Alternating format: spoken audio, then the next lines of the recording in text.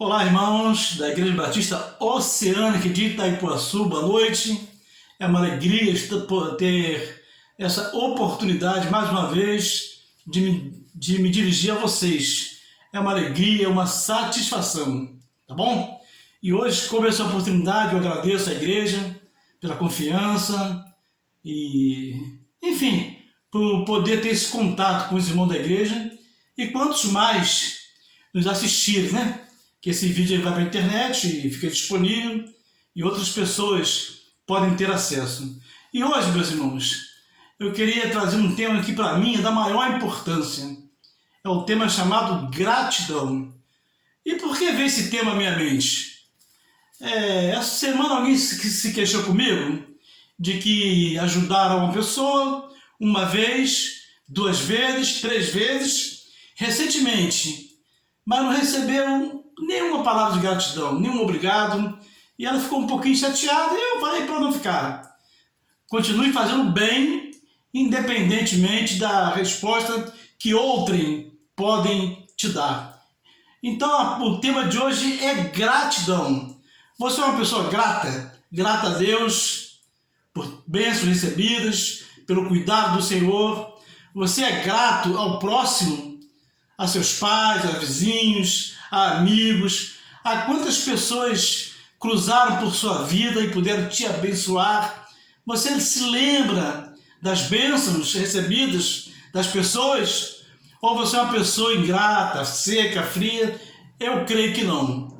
Eu quero crer que você seja uma pessoa que tem um coração cheio de gratidão. E gratidão o que é? É justamente isso, é o reconhecimento de um favor, de um benefício que você recebeu de alguém. Esse reconhecimento, essa gratidão. Alguém diz que gratidão é a atitude mais bela que um ser humano pode ter. Uma belíssima atitude, é a atitude de ser grato, gratidão. Outra pessoa já disse que gratidão é a memória do coração. Quando você lembra de alguém que te socorreu, aí lá no coração você sente aquela alegria, aquela satisfação, puxa vida. Então alguém definiu assim, gratidão é a memória do coração. Você tem um coração grato? Eu tenho um coração grato? É sobre isso que eu quero falar nessa noite.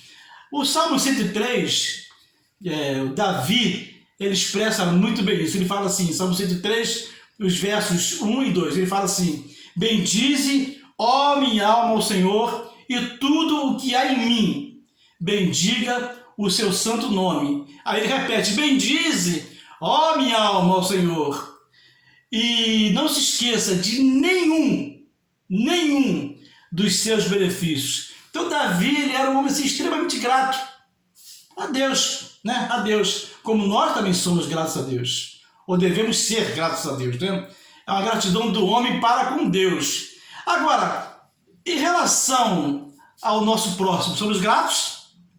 E é impressionante. A última parte de Colossenses 3, verso 17, ele termina assim, Colossenses 3, verso 17. Seja agradecido. Seja agradecido. Deus se alegra de corações gratos. Assim como ele não se agrada de corações murmurantes, que vivem reclamando, Deus se agrada de corações gratos. Então diz assim, sejam agradecidos. Colossenses 3,17, lá no finalzinho do verso. E lá em 1 Tessalonicenses fala assim, no verso do capítulo 5, 18, em tudo dai graças. Em tudo dai graças. É impressionante. E nem sempre o nosso gesto de bondade, de estender a mão, nem sempre é reconhecido. E Jesus experimentou isso no seu ministério. Lá em Lucas 17, a partir do verso 11, narra que Jesus estava descendo do norte de Israel para Jerusalém. Ele descia em direção a Jerusalém. E certa altura, ali perto de Samaria, ele deparou-se à distância com 10 leprosos. 10 leprosos. E diz a lei de Moisés que ele não podia viver em comunidade. Ele precisava viver isolados. da comunidade. Eles não tinham como se aproximar de pessoas, porque a lepra era uma doença terrível, não tinha cura, não tinha tratamento, e as pessoas acometidas por essa enfermidade acabavam se isolando ou se unindo a outros que também tinham esse problema, né? Mas eles viram Jesus e de longe. Na verdade, eles tinham que gritar assim: imundos! Imundos! Essa era a lei mosaica. Quando alguém inadvertidamente se aproximava de um leproso, o leproso ele tinha que anunciar: imundo! Imundo! Imundo! Para avisar que havia risco, caso se aproximasse de um leproso, né?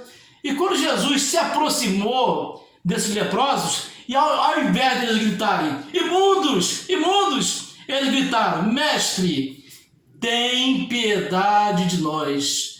Mestre, tenha piedade de nós.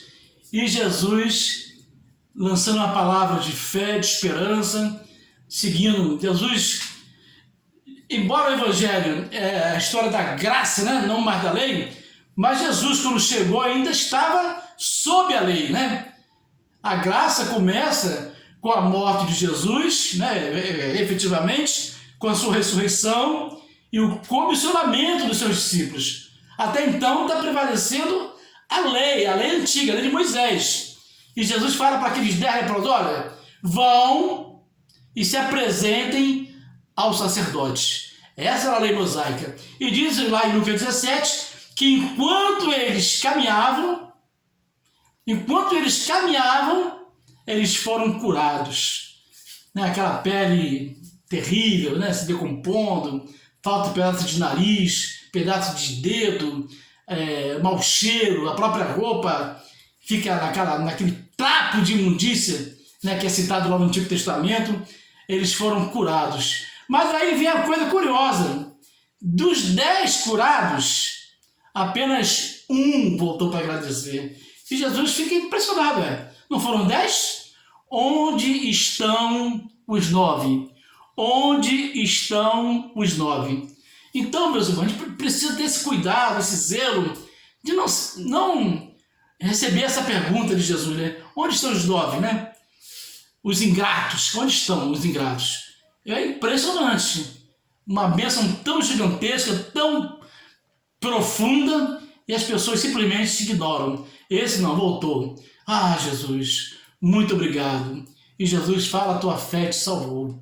A fé te salvou. Eu fico pensando, meus irmãos, pensando nesse tema, tentando fazer uma lista mental de quantas pessoas me abençoaram ao longo da vida. É um número. Tentei fazer, mas não é possível. Muitas pessoas me ajudaram e me ajudam até o dia de hoje. Vieram assim alguns nomes na minha cabeça. Eu lembrei de um vizinho, por exemplo, eu tinha 15 anos, ele bateu na porta da casa onde eu morava e chamou pelo meu nome: ô Ronaldo! Eu fui atender, e era meu vizinho, Jair. Você quer trabalhar? Meu primeiro emprego, carteira assinada. Isso eu tinha 15 anos de idade. Falei: opa, é tudo que eu quero. E já troquei de roupa e fui trabalhar. E esse nome veio na minha cabeça. Eu tentei fazer a lista, mas não tem como. Só separei alguns poucos nomes. Eu tenho um amigo que mora nos Estados Unidos desde o finalzinho dos anos 80. O nome dele é Paulo Freire de Azevedo. Um amigão de muitos anos que perdemos o contato por causa do distanciamento, né? Agora a gente pode até, com o advento da internet, pode se reaproximar. Mas eu lembro que quando eu saí do Exército, né, o serviço obrigatório do Exército, e cumpri lá meu período de 1 ano, e quando dei baixa, voltei para casa, desempregado, não tinha emprego. E quando eu cheguei na igreja, deparei-me com esse amigo, Paulo Freire de Azevedo.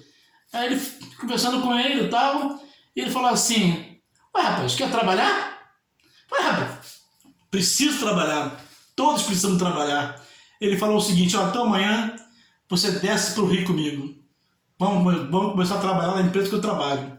Tinha uma vaga lá e ele, no dia seguinte, da segunda-feira, começamos a trabalhar. E nessa empresa trabalhei alguns anos, 7, 8 anos, com os recursos que dali recebi. Eu pude casar, eu tive meu primeiro filho. Então esse menino, Paulo Freire de Azevedo, Foi assim, uma grande bênção na minha vida e tantos outros. Uma bênção especial que eu recebi, já que é um momento de gratidão, eu quando casei em 84, perdão, em 82, que Eliette não me ouça, eu recebi uma bênção tão extraordinária, mano. Recebi 2 passagens de ida e volta para Recife. Eliette tem um tio, tinha, né? Um servo de Deus maravilhoso, tio Eliette, um homem temente a Deus, um exemplo de vida. Esse irmão mandou as passagens para a gente passar a nossa luz de mel lá em Olinda. Lá em Olinda, Oxente, estou aperreado, eles falam assim. E fomos, passamos uma semana lá, conhecemos vários lugares, ele nos levou até João Pessoa, lugares lindos e tal. E uma semana depois ele nos levou ao aeroporto e nos deu muitas fotos que ele mesmo tirara, revelaram e deu de presente para a gente. Tomamos o meu avião de volta e regressamos para casa. Sabe quanto custou essa luz de mel para a gente? Nada. Foi assim, bondade, misericórdia, carinho, amor desse tio Eliette. E eu tenho um coração tão grato por isso. Mais tarde que eu vim me dar conta do tamanho da bênção. A gente quando é novo, não tem assim o alcance geral das coisas.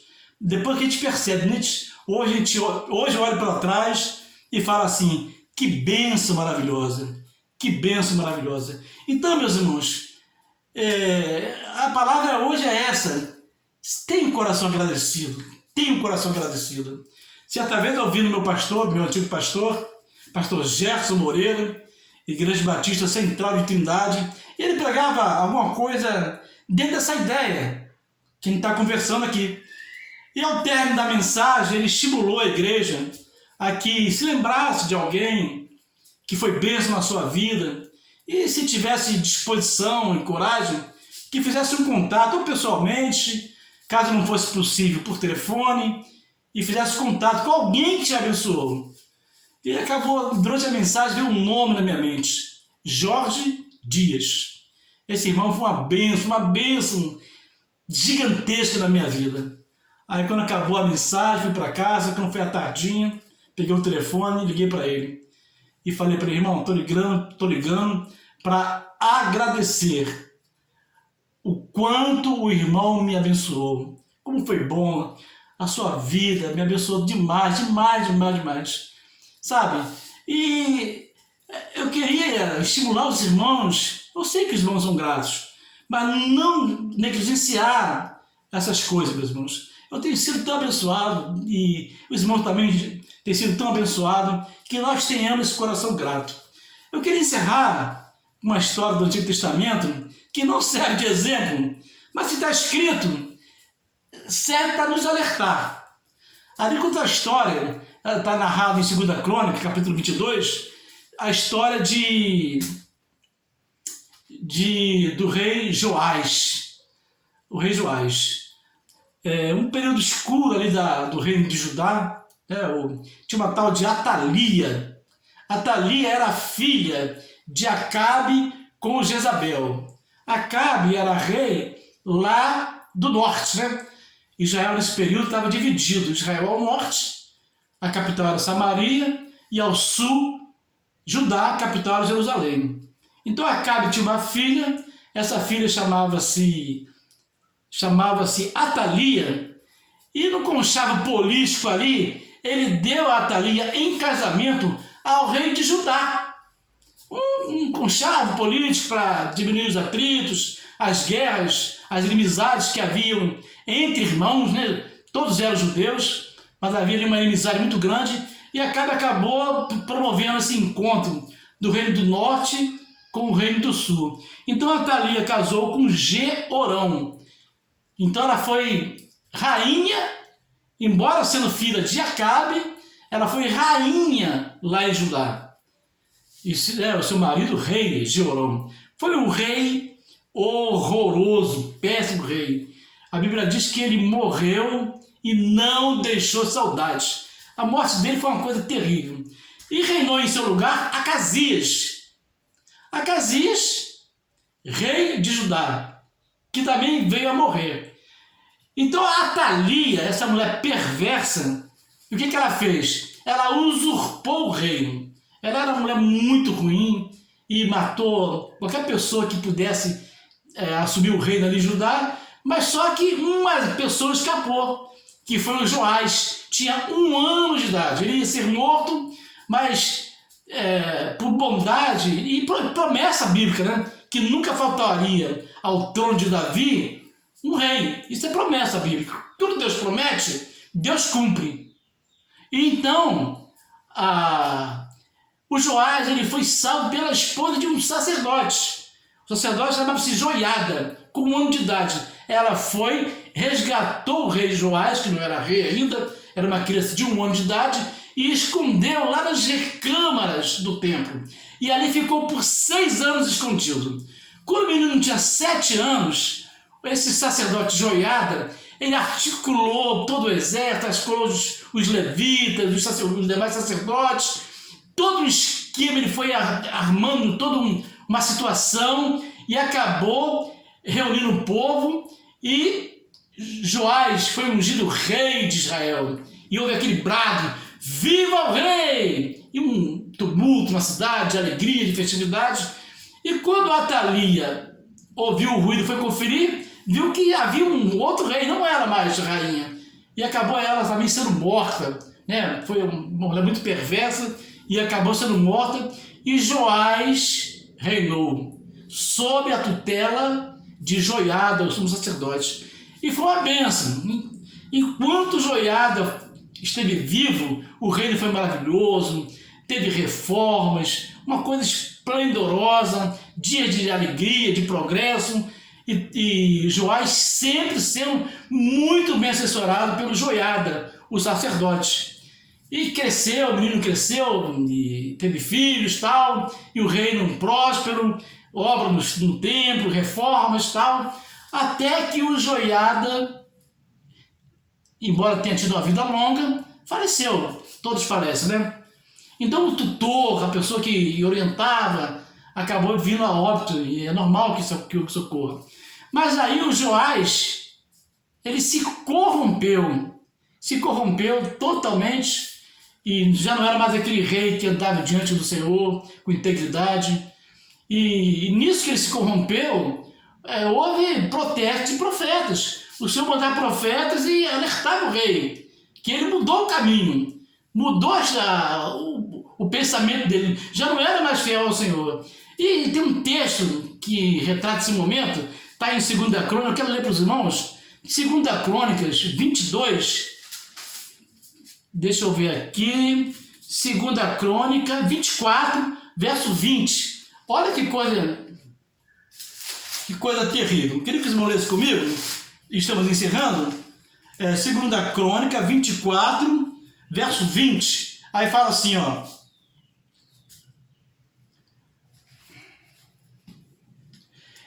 e o Espírito de Deus revestiu Zacarias, filho do sacerdote Joiada, o qual se pôs em pé acima do povo e lhe disse: assim diz Deus, porque transgredidos os mandamentos do Senhor, portanto não prosperareis, porque deixaste o Senhor, e ele também vos deixará.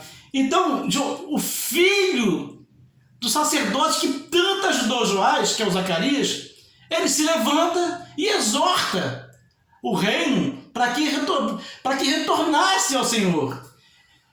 E o rei, em vez de se humilhar, reconhecer, ter um coração grato, o rei poderia falar assim: Joás, poxa, o Joiada foi tão bom para comigo, eu vou ouvir o seu filho Zacarias e vou mudar de atitude. Vou pedir perdão a Deus e vou me reconciliar com o Senhor. Essa é a atitude esperada, né? Atitude esperada. Porém, olha a reação dele. E eles conspiraram contra ele, contra Zacarias, e o apedrejaram com pedras por mandado do rei. O rei Joás mandou apedrejar Zacarias, filho de Joiada, no pátio da casa do Senhor. Assim, o rei Joás não se lembrou da beneficência que Joiada, pai de Zacarias, lhe fizera, porém matou o filho, o qual, morrendo, disse: o Senhor o verá e o requererá. Que situação de ingratidão, que situação feia.